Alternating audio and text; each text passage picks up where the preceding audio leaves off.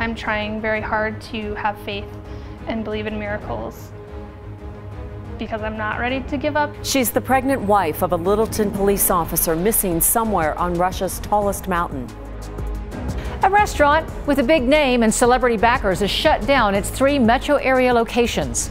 A woman walking home from her job at McDonald's found dead in a lake wearing her work uniform. A mystery Fort Collins police hope someone can help solve.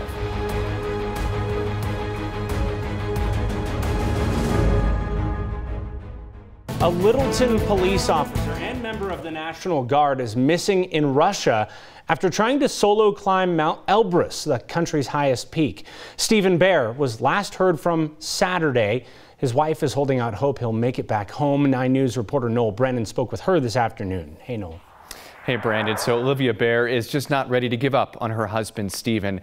She says he's an experienced climber who's conquered more than 20 of Colorado's 14ers and big mountains all over the world.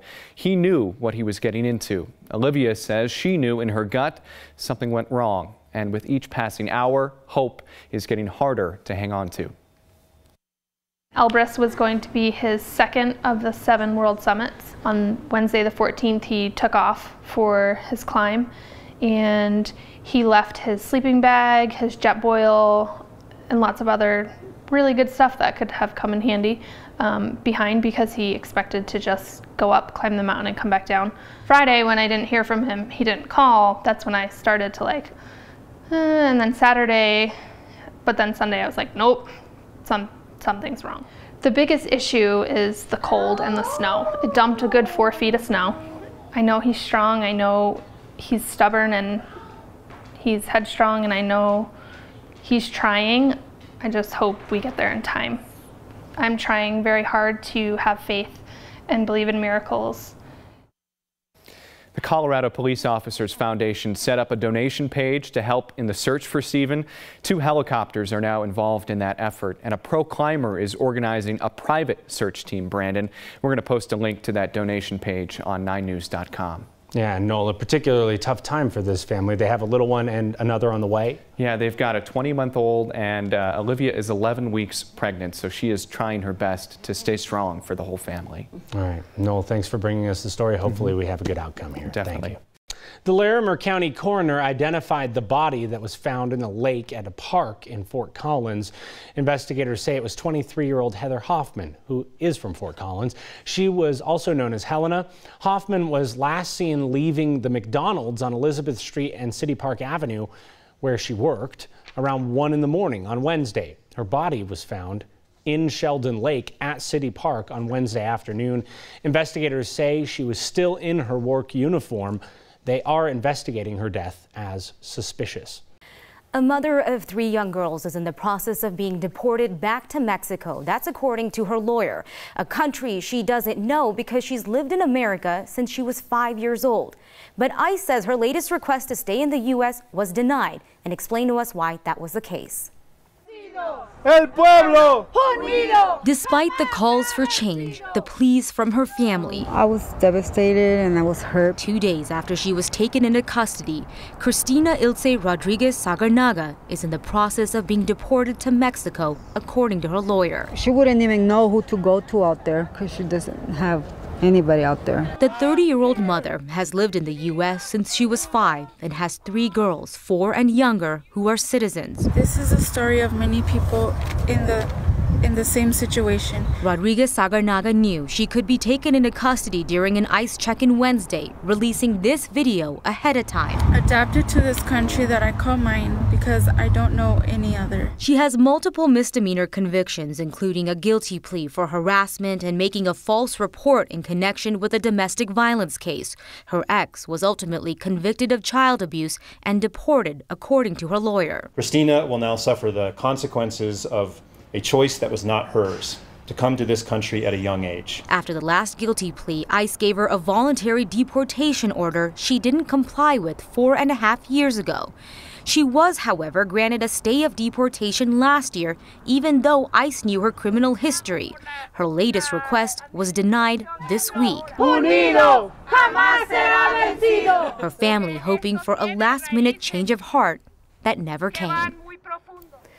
ICE says stays of deportation are not a permanent way to stay in the country. Her lawyer saying at least one of the stays was granted for humanitarian reasons because she was pregnant at the time. For the time being, Christina's children will remain in the U.S. with relatives. The doors are locked at both Denver area locations of Southern Hospitality, a barbecue restaurant backed by some well-known names in the music business. 9 News reporter Anusha Roy's following this for us. Anusha, this looks like a money issue here. Yeah, Kyle, very much so, and very much out in the open. The downtown location at 17th and Market has 2 signs on the front door now from attorneys for the landlord. One saying that that restaurant was behind on its lease payments by nearly $200,000. The other saying they need to clear out by June 23rd. So that location near Union Station, along with one in Lone Tree, as well as Carve Barbecue in Glendale, are all shut down now. Their parent company, Southern Concepts, couldn't be reached after hours today, but SEC filings from last month indicated the company was planning to close its Colorado locations. There's also a lawsuit on behalf of Shamrock Food Company saying the downtown restaurant owes them around $50,000. Now, we've been chatting with 2 employees who told us that they were not given any notice of what was going on. In fact, they ended up working a normal shift Sunday and then found out yesterday that their restaurant was closing. Now, the restaurant was created by singer Justin Timberlake, who co-created the original Southern Hospitality in New York, which is still open, and then One Republic's lead singer and his father brought it to Colorado in 2012. And it was just 6 months ago that the Denver Business Journal reported the CEO of the parent company was discussing expanding the number of restaurants in Colorado.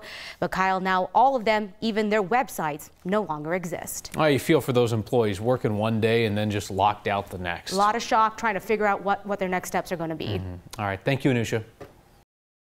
You guys are probably interested in kind of offbeat, zany stories. Sometimes our search for news. My lawn is not in the world's best shape. Leads to the mundane. So it looks a little raggedy right now. But even a story about grass can be interesting. It's big news, man. It's not. If you find a character. And we're in my front lawn. Like Alec Komarnitsky. I mean, I'm thinking you should be live streaming this. I mean, this should be at 9news.com. This is like, sorry. I mean, it does match the purple, right? 2 incredible inflatable Hulks add to the spectacle. I'm more than nerdy Dr. Bruce Banner, right? This suburban dad has scheduled for noon. This will be a first, just for you guys. 9 News exclusive. So let's fire it up. Purple skirt, things I do for TV. 2 TV reporters. Uh-oh, low angle. Are too distracting to ignore. You know, I need one of those earpieces, Ann or Noel, so you can pipe in questions to me. But this isn't the first Mo for an audience. Yeah, just a little webcam right there, yeah. His webcam has captured 10 years worth of Mo's. On the website, I just call myself Mr. Grass, for lack of better words. And this is the Watching Grass Grow website.